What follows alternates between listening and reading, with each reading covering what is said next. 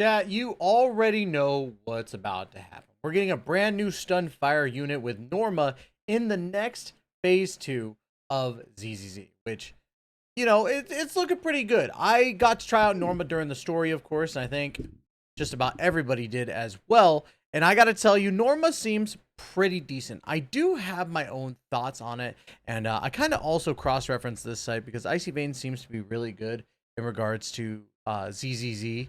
So I'm going to be using that, and I'm also going to talk about my experience with her. But I'll start out at least with the abilities first and then go into what I think. So first things first, let's talk about her core passives, because the passives are what are going to be the foundation of what Norma's going to do for your team, because she could either help herself, help out the team, or just in general make the enemies very, very sad boys. So let's go ahead and dive in. First things first, core passive Precise Guidance.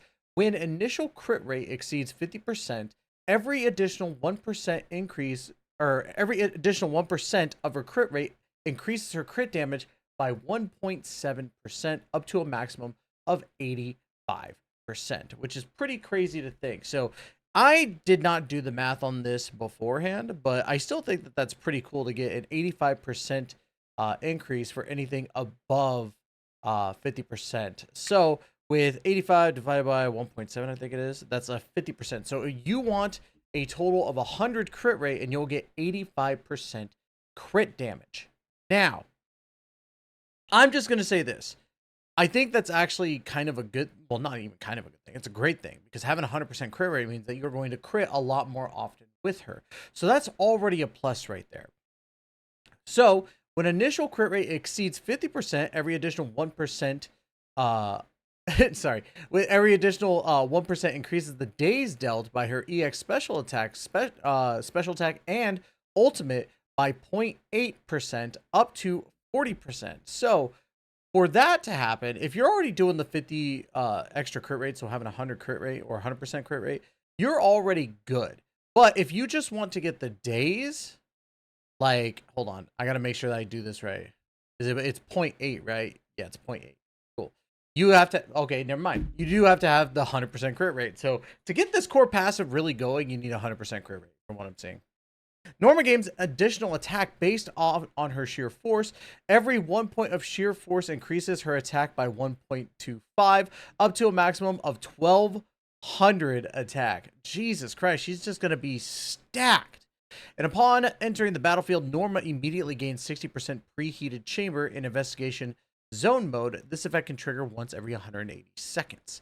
When preheated chamber is at least 80%, the next basic attack, Hat Trick, can trigger a quick assist regardless of cooldown and consumes 80% preheated chamber to replace the quick assist with a chain attack.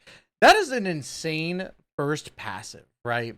And I'm not gonna lie, I didn't know about that passive, and that's pretty freaking insane, which already makes my whole thought process on Norma insane. Now, I want to be clear with these videos. I go into this to like experience it as a new player, and I hope this comes across like that, because for me, I'm going into this reading this ability to see what that actually means. So as I'm learning about it and you're watching this video, you're learning it with me. I think that that's a cool approach, at least in my opinion, right?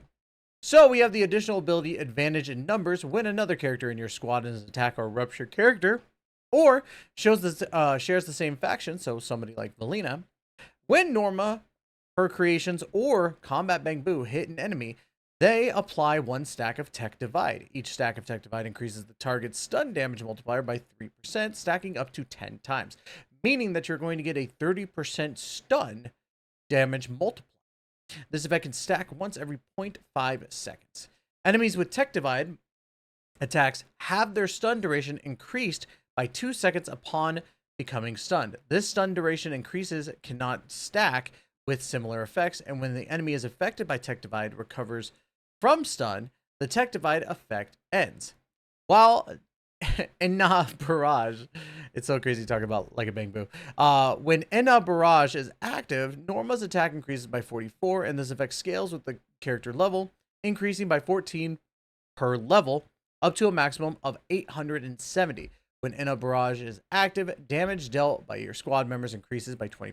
So she's going to be buffing the heck out of herself, buffing the heck out of her teams, and also making that Enna Barrage deadly. So let's dive into, where is it? Boom, right here. The special, right? So we got Thermal Shutdown, which, is, yeah, it's pretty cool. So when you have the EX special for Enna Barrage, right? So basically Thermal Shutdown is going to be just straight fire damage, your regular stuff. But Enna Barrage is what we want to talk about because that is her EX special, right? So with enough energy, you press the special to activate. Operates the turret to fire continuously and launch different types of missiles based on the target's state. When the primary target is not stunned, launches an armor-piercing warhead, dealing fire damage and inflicting a large amount of daze. Now, that's already pretty big in of itself for the sense of just constantly firing, right? And this is off-field too, so you could do this and then switch off, and then you're going to be able to get at least some off-field damage with those turrets staying on the field, right? When the primary target is stunned, launches high explosive warhead dealing greater fire damage, and after using the skill, Norma gains 16% preheated chamber and enters the Enna Barrage state for 32 seconds. When Enna Barrage is active, Norma deploys 2 Enna turrets to join the battle. This is the off-field thing that I was telling you about. So once those turrets go live, you can go off-field and it's going to start busting out attacks. Continuing to hold extends the firing time by up to 2 seconds and continuously consuming energy. For each 1 point of energy consumed while holding, Norma gains an additional 0.4% preheated chamber, and this round of Enna Barrage lasts 8.8 seconds longer, up to a maximum of 32 seconds, meaning that she is going to be blasting, bro. Blasting up a freaking storm. And we get to see that during the story mode too, because her abilities, were really cool going through the story mode. I liked actually using her. She seemed very easy to understand. You don't have to keep her on the field for too long just to get that switch out, and then you're golden. We do have our EX special attack, Explosive Experiment. When any squad member stuns an enemy, or when Norma consumes preheated chamber to trigger a chain attack, Enna turret deploys the missile bay for 8 seconds. Repeated triggers reset the duration, and during this time, Enna turrets automatically attack more frequently when performing automatic attacks. They launch different missiles based on the enemy's state. When the primary target is not stunned, launch an armor-piercing warhead, dealing fire damage and inflicting a large amount of daze. And when the primary target is stunned, launch a high explosive warhead, dealing greater fire damage.